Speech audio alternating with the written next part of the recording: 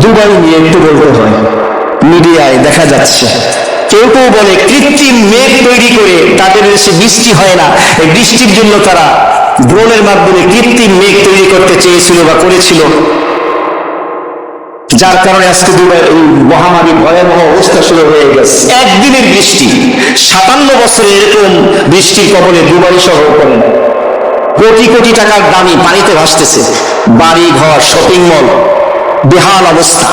আর কারো কারো বক্তব্য হলো দুবাই শেখ যারা আছেন দুনিয়াদার এতটা হয়েছেন, দুনিয়ামুখী, বুরুজ আল দুবাই থেকে শুরু করে যে সমস্ত বিশ্বের নামি দামি 5 তারকা 7 তারকা 5 স্টার হোটেলগুলো আছে, যেগুলোর ভিতরে বিভিন্ন দেশের বিজনেসম্যানরা এসে তারা বিভিন্ন ব্যবসায় সংক্রান্ত আলোচনা করেন, ডিল করেন, সেখানে এমন এহেন কোন জঘন্যতম গুনাহের কাজ হয় না যা বলা যায় না।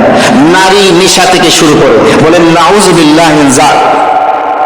এবং আরেকটি ভয়ানক কাজ তারা করেছে, বিশাল জায়গা নিয়ে দুবাইতে মন্দির নির্মাণ করেছে। হিন্দুস্তান ভারত থেকে সেখান থেকে পণ্ডিতদেরকে ভিডিওতে দিয়েছেন আপনারা, তাদেরকে নিয়ে সাথী হয়ে তারা মুসলমানরা সেই মন্দির উদযাপন করেছে। বলেন নাউজুবিল্লাহ মিন যালিক। আল্লাহর গজব এমন ভাবে পাকড়াও করছে, এটা আল্লাহ তাআলা ঢিল দেন যে তোমাকে আমি দৌলত দিলাম, সম্পদ দিলাম, নাম দিলাম, যশ দিলাম, দেখি তুমি কি করো, কত দূরে উঠতে পারো। সময় যখন আসবে টান দিয়ে ফেলে দেবো।